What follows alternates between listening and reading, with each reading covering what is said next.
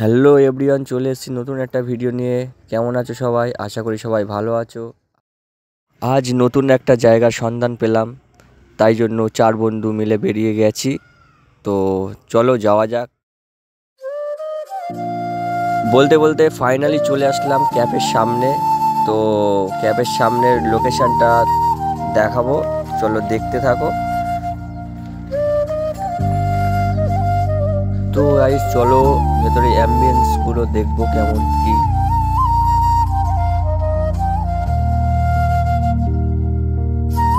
Just wow.